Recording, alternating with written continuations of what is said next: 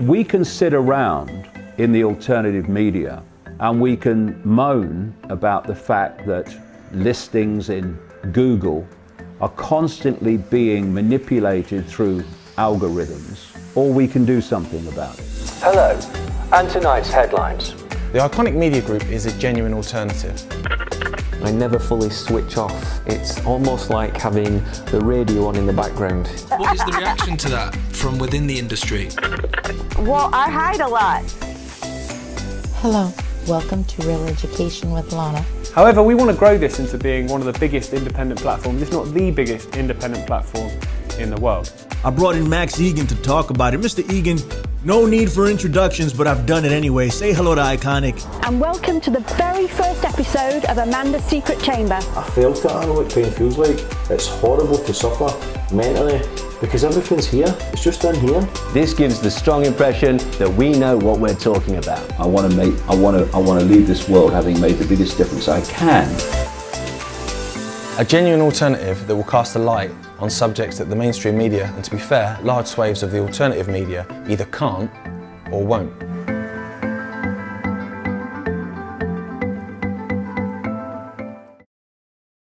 So there was a story this week. Say it's a sad story, but you know, when you grasp the nature of life, the nature of reality, you know, death doesn't have to be a sad story. It's just a moving on. It's just a end of an experience in this reality, a very brief experience, and then withdrawing to explore infinity forever. But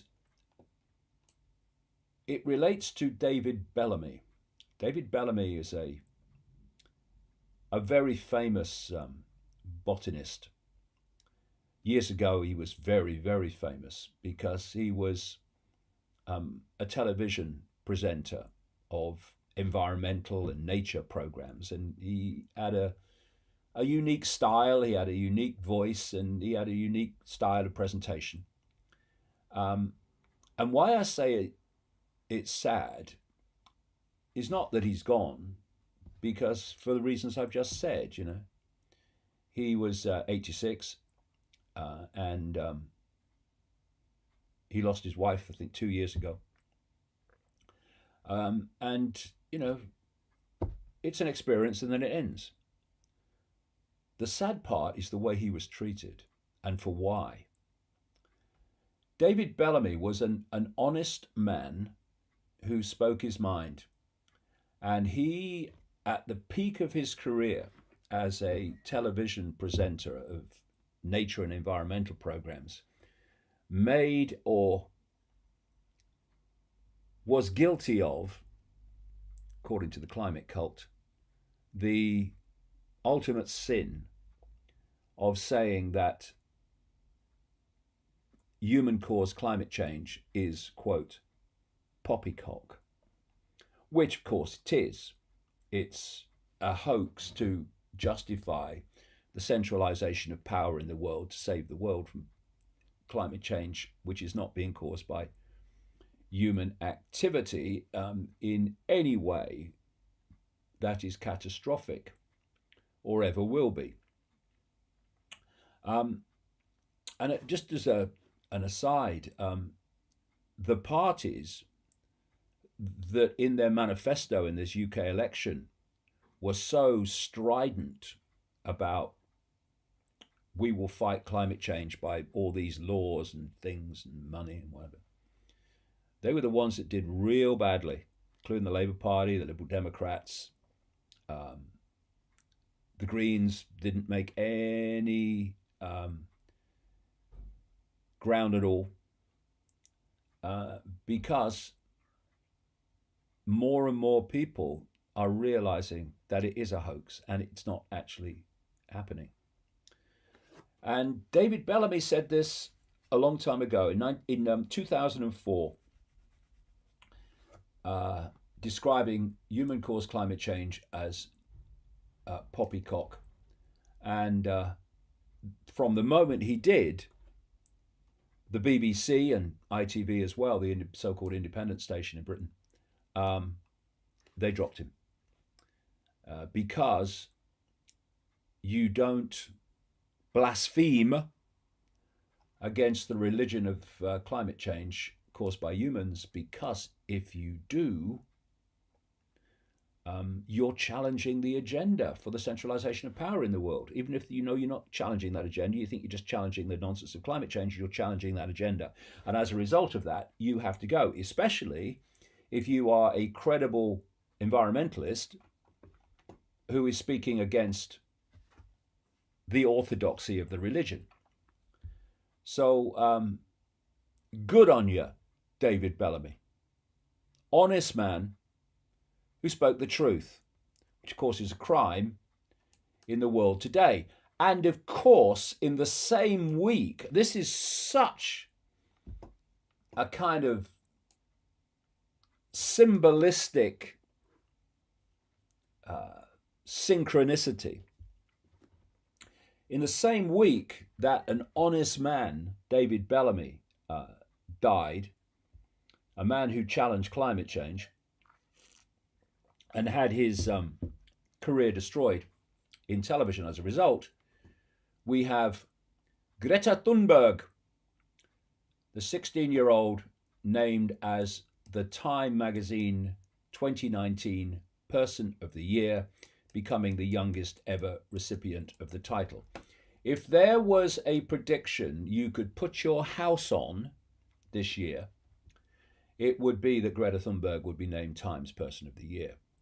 Because while David Bellamy was speaking the truth and being honest, but challenging the orthodoxy, therefore his TV career is destroyed, this young girl, Greta Thunberg, who has been promoted by the elite, she's just a puppet, to be a symbol, particularly for the young, of the climate change hoax and school strikes, because the climate cult has worked to terrify young people and children about the fact that the world's going to end in their lifetime. It's disgusting. It's child abuse.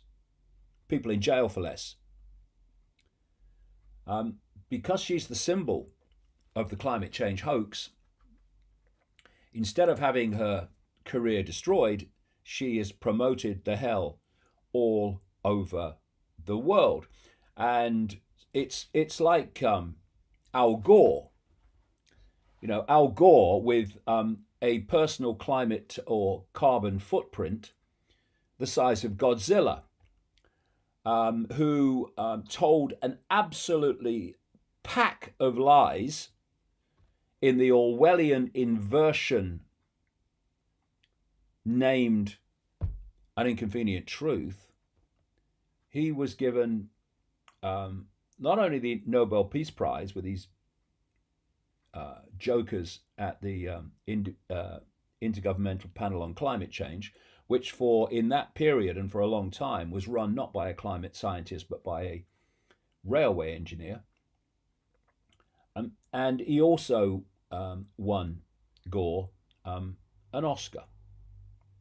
And you see, it all falls into place when you realize that this cult that dictates world events has its web into all these things. I'm not saying it decides who wins every Oscar or who wins every Nobel Prize of every kind. What I'm saying is, if it wants someone in particular to win a certain prize or Oscar, they will win it. Where they think it would advance their agenda. So you win an Oscar for doing a backside licking alleged documentary about the White Helmets in Syria, who are an offshoot of terrorists, in fact are terrorists in many ways, and certainly support terrorists. So it's all a scam. And so someone like Greta Thunberg was always going to win Times Person of the Year because the web, the cult web, controls Time magazine. It's so simple, and it's so transparent. So we'll be interested to see where Greta Thunberg goes in 2020. But this is something else. I mentioned there when I was talking about the election that people, the general population, and those that control the microphones and spew out their wokeness on social media, those two groups of people, one massive and one relatively small by comparison, do not have the same views and attitudes. So while people are bombarded with climate change propaganda through the media and the activists and the politicians and so on, much of the general population doesn't buy it at all.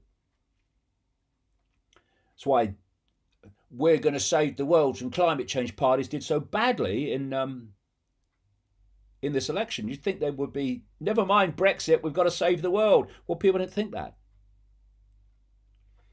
And it's the same with Greta Thunberg.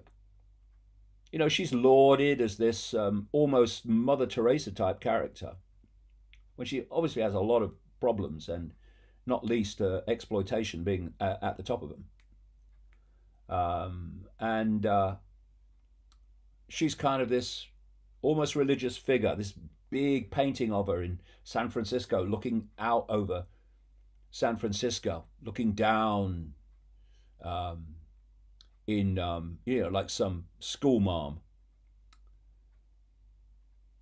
But the general public perception of Greta Thunberg is not like that at all. They are sick and tired of being lectured by a 16-year-old that clearly doesn't know what she's talking about. That's why she's never questioned. Believe the science, look at the science.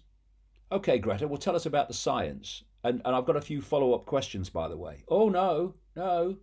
That's why she's never asked about the science. It's all a scam. It's all propaganda. Anyway, what a juxtaposition of happenings this week with her Time Person of the Year for propaganda, and David Bellamy dying, who had his TV career destroyed for telling the truth.